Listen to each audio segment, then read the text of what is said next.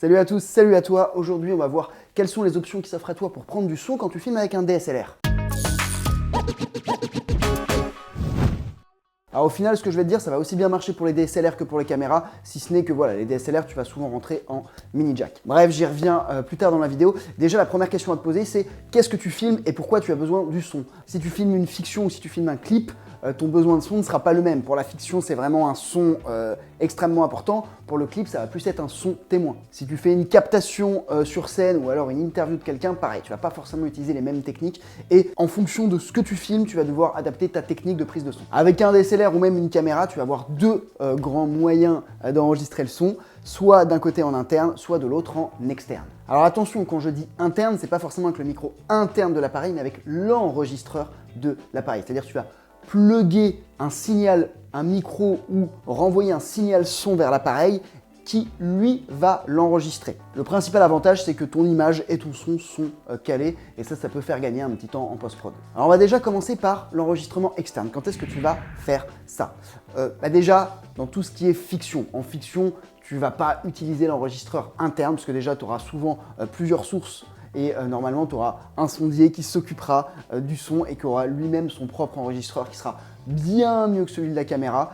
Ça, à la limite, je demanderai à un sondier pourquoi, mais en gros, la dynamique, donc c'est-à-dire l'espace entre le son le plus aigu et le son le plus grave sera beaucoup plus large que sur un enregistreur. Donc, tu as déjà ces questions. Ce qui s'appelle les préamplis. Ensuite, tu as d'autres choses. Je n'entrerai pas dans les détails parce que je ne suis pas sondier. Si la question t'intéresse, d'ailleurs, je vois un pote sondier tout à l'heure. Si la question t'intéresse, je ferai un épisode spécial avec un pote sondier, il n'y a aucun souci. Donc l'externe, évidemment, pour la fiction où un ingé son s'occupera d'enregistrer ça et donc à son enregistreur sera relié les différents micros. Donc les micros HF cravate, sa perche et éventuellement d'autres micros. Autre cas d'externe, c'est si on te renvoie un signal son. C'est-à-dire que tu n'as pas un micro qui est directement branché à ton appareil, mais c'est quelqu'un qui va te renvoyer un signal son particulier. Typiquement, ça va être en conférence. En conférence, il y a un ingé son qui s'occupe de régler le son de diffusion de la salle. C'est-à-dire que quand les gens parlent au micro, il s'occupe de régler tous ces niveaux pour que les enceintes rebalancent le son à la salle. Et moi, quand je suis en captation, je vais lui dire ok, de ta console, sors-moi un câble soit jack, soit XLR, moi je demande XLR, et renvoie-le-moi pour que je puisse récupérer le signal son. Alors soit là, je vais passer par un enregistreur externe, type, donc il ne faut pas un truc de fou, type Zoom H4, Zoom H6, soit si par exemple j'ai une caméra qui a des entrées XLR, soit je vais directement mettre ce flux dans la caméra. D'ailleurs, c'est souvent cette option que je choisis pour éviter de me retaper tous les trucs, surtout que quand tu captes 2 jours de conférence, t'imagines bien que ta caméra, c'est pas un son en continu, donc quand tu en as une quinzaine comme ça en 2 jours de son à recaler, tu es content d'avoir un son directement recalé. Donc pour ça, soit je prends une caméra qui a les entrées XLR comme la FS7, soit je plug directement quelque chose, soit à mon GH5, donc j'ai pas l'adaptateur du GH5, mais j'ai l'adaptateur du GH4, et du coup je lui rentre directement le son. Ça dépend, ou alors soit j'ai la flemme et je prends un Zoom H6, ou parfois même je prends en sécu l'enregistreur, je prends le signal son dans mon GH4 et je donne quand même un enregistreur au régisseur pour qu'il sécurise le signal son. Ok, maintenant on passe à l'enregistrement interne. Alors, l'enregistrement interne, tu l'as compris maintenant, c'est soit quand on t'envoie un signal son, là je t'ai donné l'exemple à l'instant, soit quand tu plugues directement un micro. Alors ça, comme je t'ai dit, moi je l'utilise parce que c'est pratique, c'est directement resynchronisé, puis je fais pas de fiction ou même de production à gros budget qui nécessite vraiment un traitement particulier du son. Moi le son n'est pas spécialement traité, ou s'il est traité c'est parce qu'il y a eu un problème, mais sur mes productions j'ai quasiment jamais d'ingénieur du son, donc c'est pour ça que j'évite et je fais l'enregistrement directement en interne. Alors tu vas avoir 3, même 4 possibilités. La première, c'est le micro interne de l'appareil. Ça, le micro interne de l'appareil, ça va être utile uniquement et uniquement pour un son témoin. Donc typiquement sur le clip, voilà, ça peut très bien faire le taf. Ou alors même en fiction, si tu tournes une fiction avec ta cam, tu enregistres le son témoin et ça pourra toujours aider le monteur à recaler son et image. La deuxième solution, c'est si tu branches un micro filaire et un micro cravate.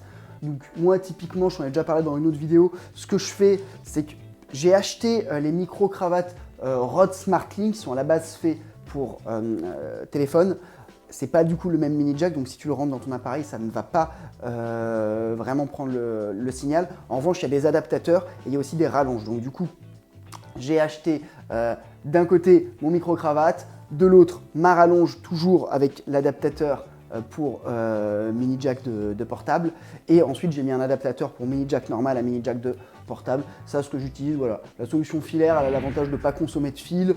Ok, elle est un petit peu plus emmerdante, mais voilà, c'est ce que j'utilise la plupart du temps. Et aussi, ce qui est bien, c'est que Rode, dans leur gamme, ils ont aussi proposé une espèce de doubleur jack qui te permet de bien enregistrer les interviews, donc ça, c'est parfait. L'autre solution, ça va être un micro HF. Bah là, c'est d'ailleurs ce que je suis en train d'utiliser. Donc là, j'ai mon micro, là, j'ai mon transmetteur ou émetteur à l'appareil et brancher le récepteur qui reçoit et brancher le récepteur, et il y a un mini jack qui relie le récepteur et l'appareil. On envoie un signal en HF.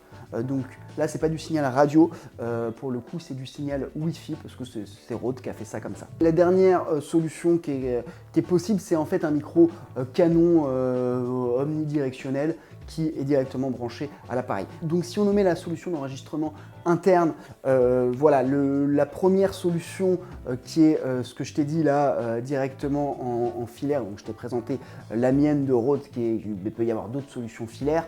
L'avantage, c'est que c'est pas très cher, hein. Sur le marché, tu vas trouver des micros allant de 20 à, allez, à maximum, avec tout le pack, tout l'équipement, maximum 80 €. Donc ça reste quand même assez abordable et ça va être utile autant pour les portraits que pour les interviews, même si pour les interviews, il faudra penser à prendre un doubleur jack. Aussi, si tu veux faire du YouTube, du podcast, ça peut le faire. En revanche, en fiction, ce genre de micro, tu vois, ils sont pas cachés. Donc, soit tu fais un plan fixe et tu les joues et c'est un peu cheap et c'est pas grave, t'assumes. Moi, ça m'est déjà arrivé pour faire des petits sketchs YouTube vite fait à la wall again. Soit là, tu passes vraiment avec un sondier, une configuration un peu plus poussée. Deuxième solution qui est l'émetteur-récepteur. Alors l'émetteur-récepteur est plus cher. Je crois que Rode, non, il y en a des moins chers faits par d'autres marques, genre KF, je sais qu'ils en font.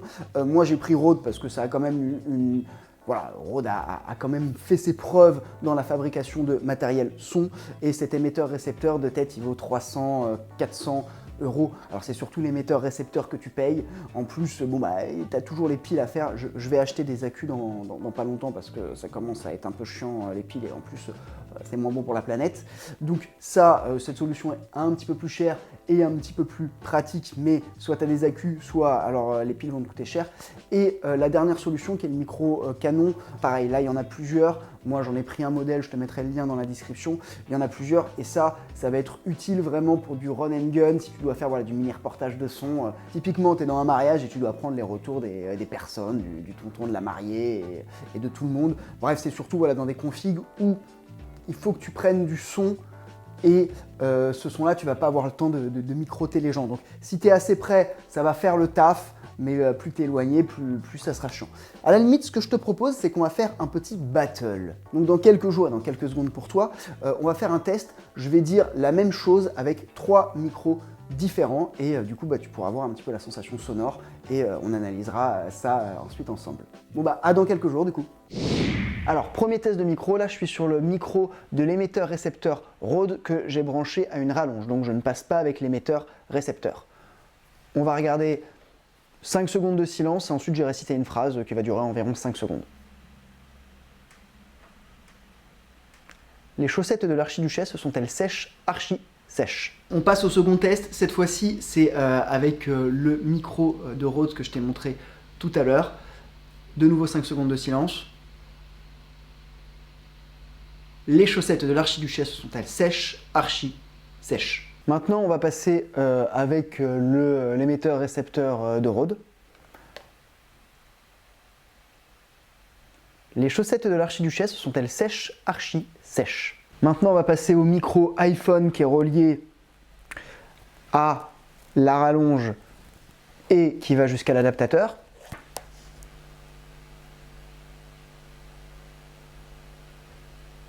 Les chaussettes de l'archiduchesse sont-elles sèches, archi sèches? Ok, dernier test, cette fois-ci, toujours le même micro pour iPhone, mais cette fois-ci relié à mon iPhone et qui enregistre via l'appli Rode. Les chaussettes de l'archiduchesse sont-elles sèches? Archi sèches. Point important sur le test son qu'on a fait, donc déjà il n'était pas fait dans les meilleures conditions et en plus bah voilà, on n'a pas non plus testé du matériel super méga poussé, hein. C'est du matériel qu'on pourrait qualifier de professionnel, oui certes, mais c'est du professionnel entrée de gamme, hein. Et si on veut vraiment, par exemple en télé, ils vont pas filmer avec ça, en institutionnel ça peut le faire, en télé clairement pas, en cinéma, ben, encore moins. Donc, enfin quand je dis filmer, plus enregistré. Bref, ce test est loin d'être exhaustif et il y a énormément d'autres solutions sonores et des solutions sonores qui sont évidemment bien meilleures.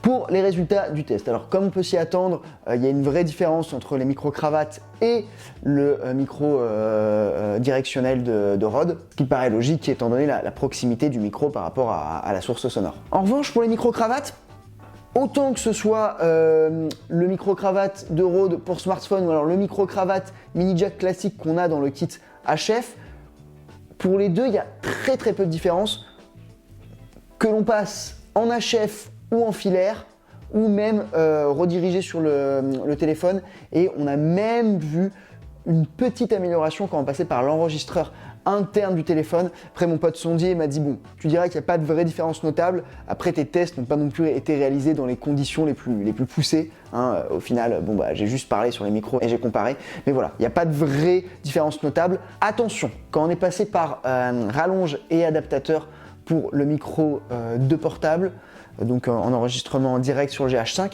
on a entendu un buzz. Et ce buzz, mon ingé son m'a dit ça vient certainement du fait que le fil n'est pas un fil résistant, contrairement au câble XLR professionnel, et du coup il a dû choper un petit peu la tension de l'alim secteur. Donc voilà, si vous passez par des solutions filaires légères, faites attention, vous pouvez avoir des petits buzz qui viennent à cause de choses électriques. Alors là aussi ça me dépasse un petit peu, mais en tout cas c'est une piste à faire quand vous avez des buzz, c'est qu'il y a un souci électrique quelque part. Voilà, on arrive à la fin de cette vidéo, n'hésitez pas à vous exprimer dans les commentaires. Si vous avez des questions poussées sur le son, bah, posez-les quand même, moi je vais demander à mes potes sondiers.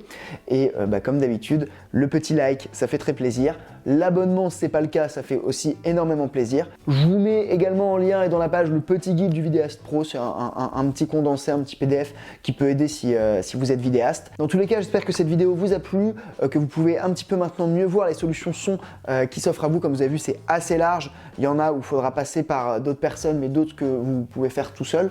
Mais dans tous les cas, j'espère que c'est un petit peu plus clair. Bon, voilà. Bah, moi, je vous dis à très bientôt pour une prochaine vidéo. Ciao!